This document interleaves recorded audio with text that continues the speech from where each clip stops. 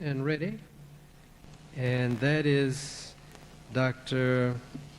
Timothy Moore. Dr. Moore is a biological psychologist, BS, Lincoln University in 86, MS, Howard University 89, PhD, Howard University 93. He is now at Morehouse doing teaching and researching. Dr. Moore has a book coming out next month, The Science of Melanin, Dispelling the Myths. So you want to look for that. His assigned topic today is the pineal gland, melanin, neuromelanin, and consciousness. Welcome to the microphone, Dr. Timothy Moore.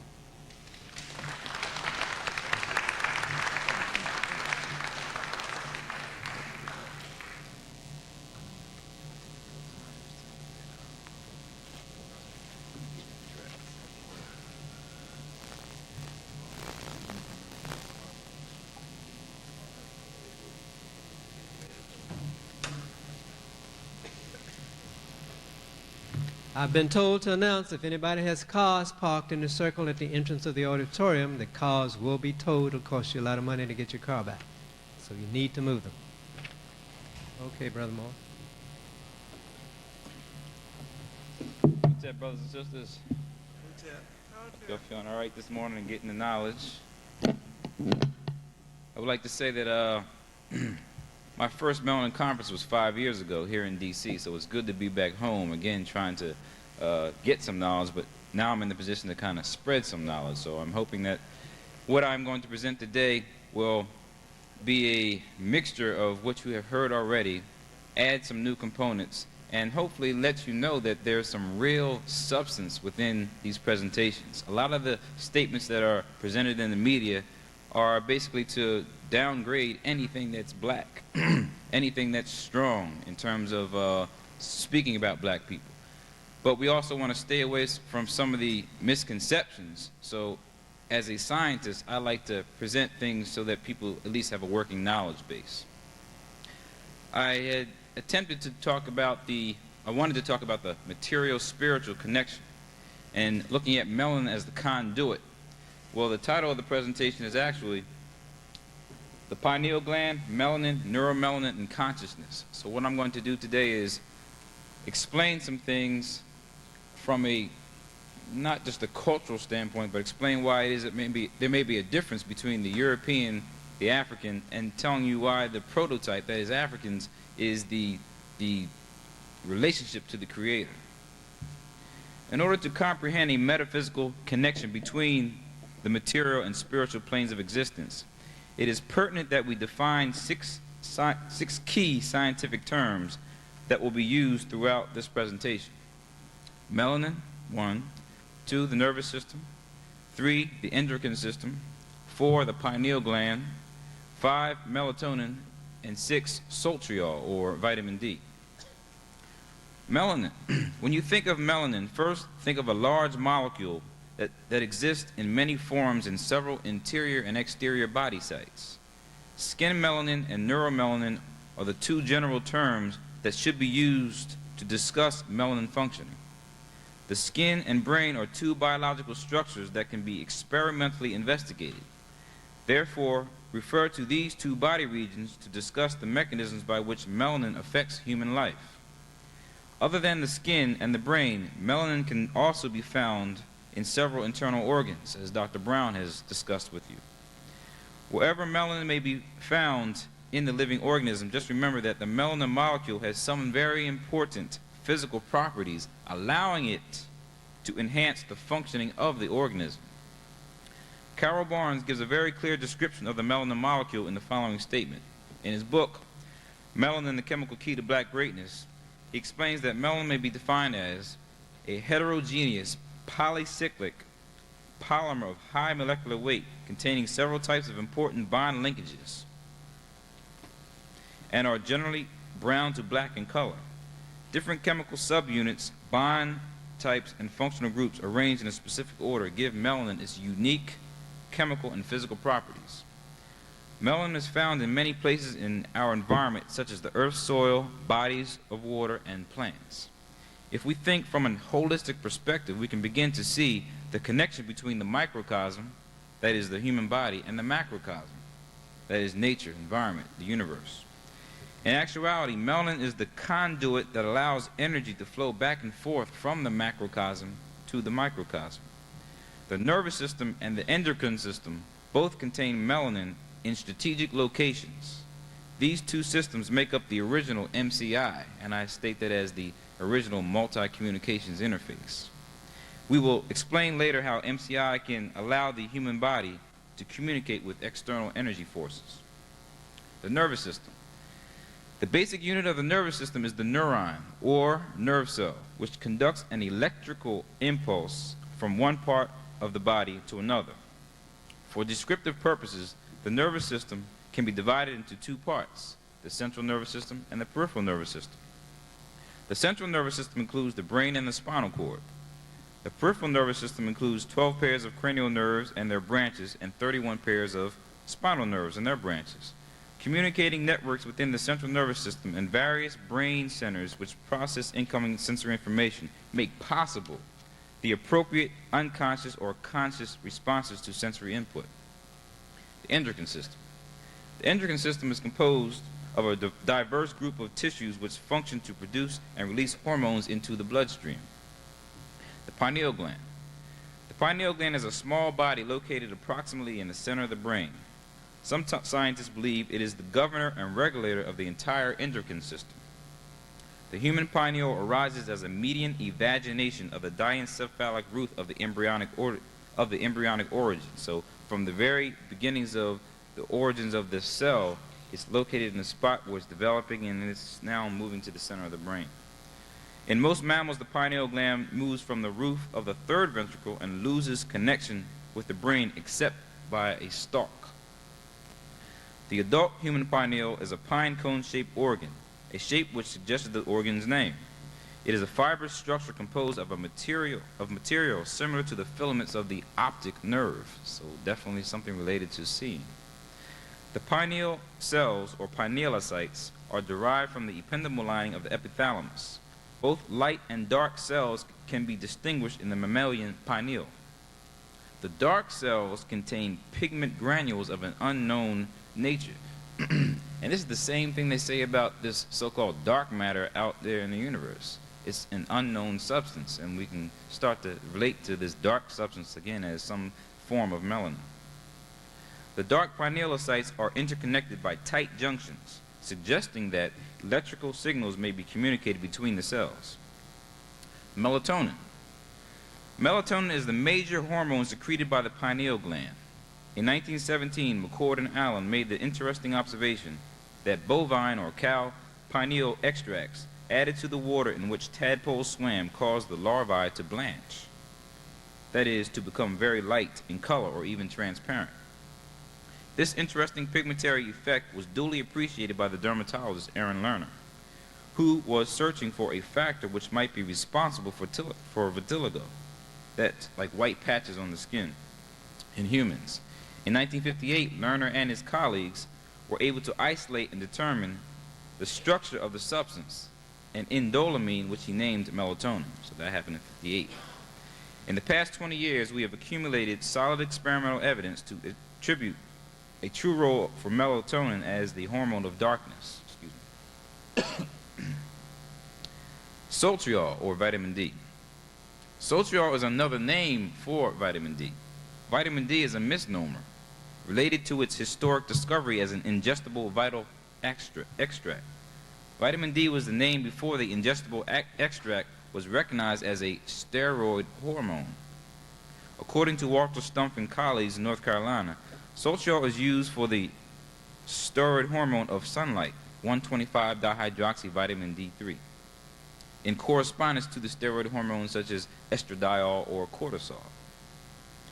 Vitamin D3 prohormone is produced in the skin by the short-wave component of sunlight.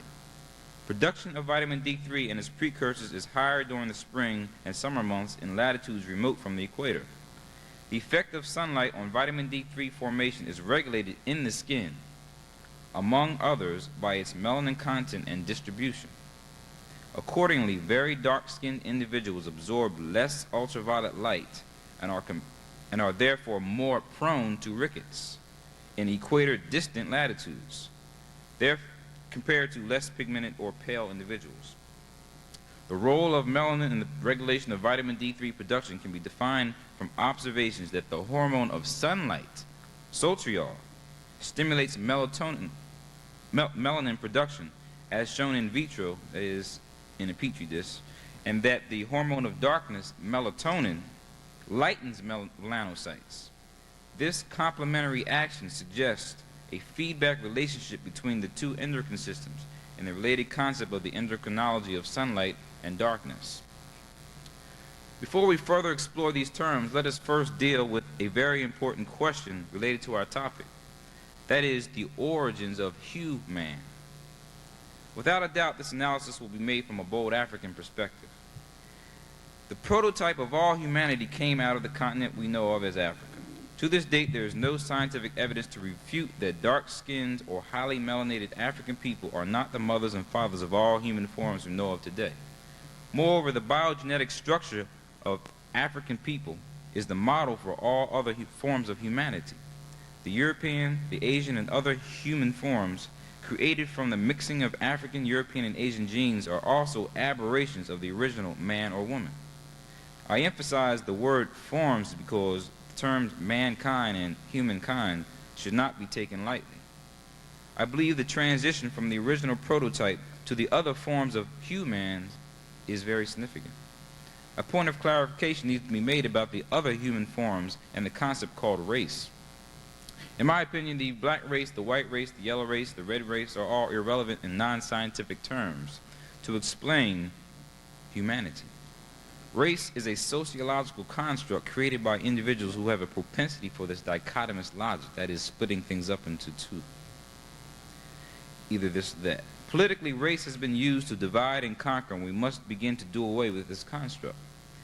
If there is a need to divide and categorize people, then refer to ethnic variations and describe people in terms of their origins since the development and migration of Homo sapiens sapiens out of Africa to other parts of the world.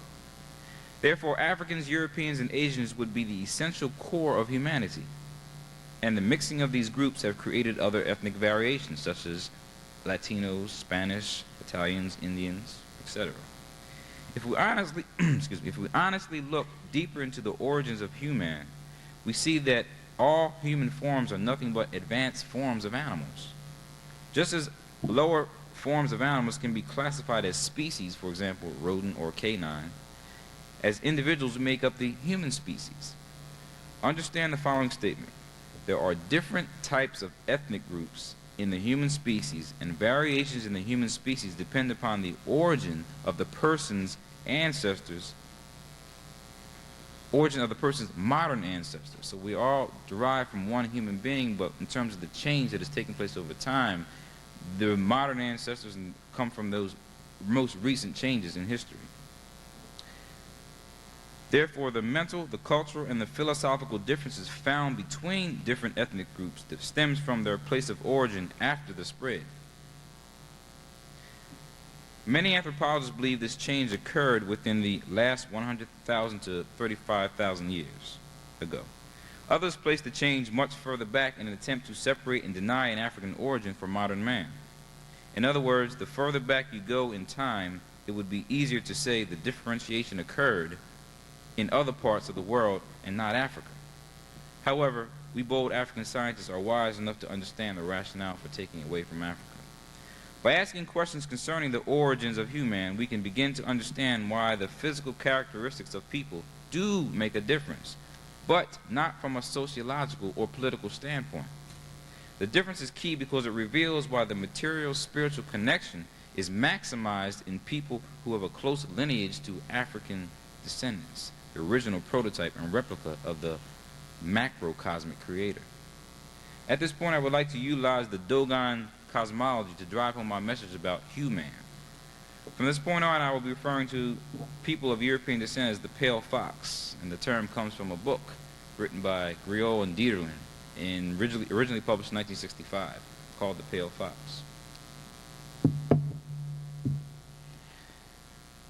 It is one of the most comprehensive books to present to the world the history, philosophy, science, and cosmology of the Dogon people of West Mali in Africa.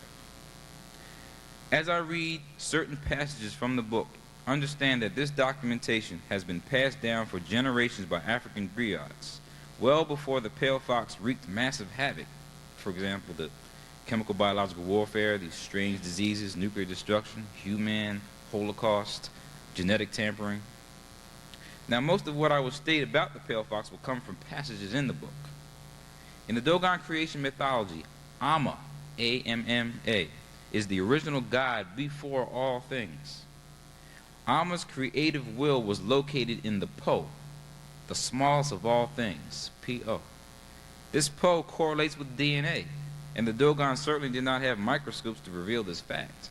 However, modern science has proven that their intuitive science is very accurate. Nomo Anagono were the first beings created from the little seeds of Po. It marked an important step in the creation of human life. Its coming into being, which was to be perfect like its creator, could only result from a precise order. Nomo Anagono, called Ogo, O-G-O, are represented by drawings which underscore the order of their formation in Amma's womb, and also the respective future roles in the development and organization of creation. So everybody does have a role to play. The first one, called Nomo Dai, Great Nomo, will remain in heaven with Amma as his agent, as his witness and regulator of the sky atmosphere. It will also be the guardian of the spiritual principles of being living on earth, us. The figure called Drawing of the Great Nomo shows the head and body of 4 lines of colors which denote the rainbow and the 4 elements. From the outside to the inside, respectively, water is black, fire, red, air is white, earth is ochre. Similarly, on the social level, the 4 colors are evidence of the 4 first ancestors of man, or the 4 races or lineages that descended from them. There was a second and third form of Nomo Anagomo, but it is the 4th form that is specific to this part of our presentation. The 4th, which in the form of Nomo Anagono, will bear the name of Ogo. In the very course of its completion, it will rebel against its creator and bring disorder into the universe. It will eventually assume the form of the pale fox, the image of its own downfall. For the formation of the 8 perfect beings upon whom Amma had bestowed the word, as Brother Cochran has stated about the word and sound being very important, and who were to be chiefs or the kings of the creation in progress, would be permanently disrupted by the individual activity of the initiatives of the fox. There are several versions of the completion of Ogo's formation, as well as the continuation of his life. Their deeper significance remains the same, but each one represents an original expression. All are useful in that they illustrate the character of Ogo, the first being to develop his personality in opposition to that of Amma, the original God, thus introducing psychological diversification in the universe. Ogo tried to gain possession of Amma's work for his own advantage. Put this into perspective and think of the negative aspects of the Human Genome Project.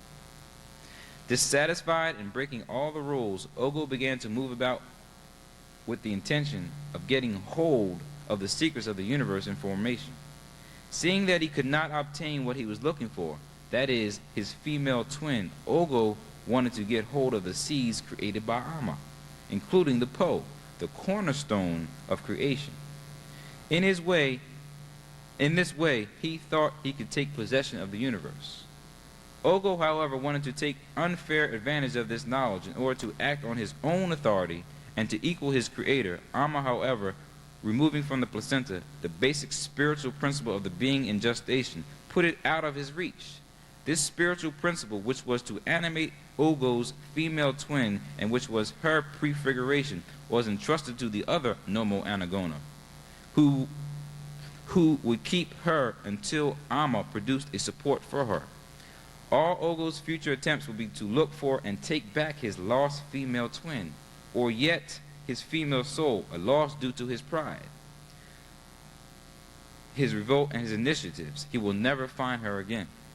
So yet another way Ogo upset Alma's plans, since he did not wait for his splitting, that is to say, his own twinness. Therefore, from that time on, he will be alone and weak. And the word that's described there is Yorugu. For those of you who are on top of the literature, this is where Marimba Ani gets the title of her book, Yorugu, an African-centered critique of European cultural thought and behavior. The last passage I will read from the Pale Fox deals with the transformation of African people into other forms, which is very key to our topic of discussion. The transformation of the rest of Ogo's placenta into a burning star deprived him forever of the possibility of getting hold of it. The sun and its motion in space will be entrusted to Nomo Dai, who resides in Alma's sky at his side. On earth, the heat of the sun will burn Ogo, transformed into the fox, so as to keep him from acting, to dry him out. Now check out the ozone. Know what's going on with all this skin cancer that's happening. But the rays of the sun, as blood of the placenta, will act upon the seeds placed in the earth and watered by the rain, promoting agriculture and the growth of plant life. You can't do without the sun. You need it, but there's some people that can't deal with that strong sun. So it's something very important, but the fact that these individuals knew about it in their cosmology and understood about this transformation, that's what we want to focus on. What I have attempted to do is use the Dogon's cosmology to support our current history and the accumulated anthropological evidence we have concerning the origin of human. In sum, the pale fox has lost its connection to nature. Living in the cold, harsh, poorly lighted environment of Europe was an advantage for the pale fox. These environmental conditions greatly influenced the development and the spread of this mischievous character. However, the loss of the genetic capacity to produce melanin caused the entire physical and spiritual nature of the pale fox to be antagonistic to most of what nature had to offer. This does not mean that all pale foxes are naturally evil because they lack melanin. No. What we are saying is that the internal and external body of pale foxes has altered to the point that the pale fox has difficulty transforming energy back and forth from the material and spiritual realms of existence. Scientifically, we can explain an alteration in the present. Scientifically, we can see an alteration in the functioning of the 6 terms we defined in the beginning of this presentation. We will expound on the changes that have occurred in the pale fox by discussing how melanin, the nervous system, the endocrine system, the pineal gland, melatonin, and sochiol function to help the human body act as a vehicle for transformation. Now, melanin functioning. I'm certain you've done a lot of reading and understand basically how melanin is working, but it's a concept that always needs to be stated so there are no misconceptions presented. Melanin has unique physical properties that allow it to function as a neutralizer of harmful cytotoxic molecules, as a nerve conduction facilitator, and as an energy transformer. I give a detailed explanation of these functions in Chapter 3 of my book, but I will concisely explain the functions here. And for those that are interested, certainly you can ask me about the book or sign your name, and I'll try to let you know when it does come out. First, melanin's function as a neutralizer is not as pertinent to our discussion as the latter 2 functions. As a neutralizer, however, melanin can protect cells from dangerous elements in the environment. In fact, melanin has protective capabilities in every region of the human body that it is located. Externally, it protects the skin from the harsh elements of Mother Nature. It protects the skin from the harsh elements and basically protects it from this ultraviolet radiation. So the less you have, certainly the more. Internally, it can eradicate highly reactive molecules, for example, free radicals, from causing damage to delicate organs such as the brain. In the brain, for example, it may eliminate the destruction caused by drugs and or excess metals that may be consumed during food consumption or inhaled through the air. Secondly, communication in the nervous system is dependent upon electrical and chemical events. This electrochemical communication stimulates the transmission of signals from one end of the nerve cell to another end of the nerve cell. The signal is transmitted in the form of a nerve impulse, and the bioelectronic properties of melanin can facilitate the conduction of nerve impulses. Concisely, melanin can facilitate that and generate much more activity than non-melanated brain regions. As a result, the individual may experience quicker reaction times. Thirdly, the consistent appearance of melanin in living organisms at locations where energy conversion or charge transfer occurs, for example, the skin, retina, midbrain, inner ear, as we've already discussed, is of particular interest. Melanin is strategically located in these places to absorb and convert various forms of electromagnetic energy into energy states that can be used for the nervous system. Melanin is found in the skin to absorb ultraviolet light, in the retina to increase visual acuity and reaction time, in the midbrain to facilitate complex motor tasks like the expressive rhythmic movements in our dance, in the inner ear to amplify the thumping bass in music and or to maintain rhythm and equilibrium while you're rapping to music. The fact that melanin is black or dark in color could explain how it is functioning as a converter of energy. Since dark skin or any black substance absorbs heat, light is not re-radiated, but is converted to rotational and vibrational forms of energy. Contrary to blackness, whiteness reflects light. Therefore, non-pigmented individuals who lack the energy-enhancing capabilities of melanin. Although there are comparable distributions of neuromelanin in the brain, darker-colored people have a more modified external pigmentary system. So I'd like to now show some slides to give you a sense of how we're talking about these scientific principles and relate them again to the material-spiritual connection, which is usually the most difficult thing to present, because in this Western science or the methodology that is presented, usually things are, if you can't count it, if you can't measure it, it doesn't exist. That's why spirit is such a very difficult thing to explain. Have the first slide, please.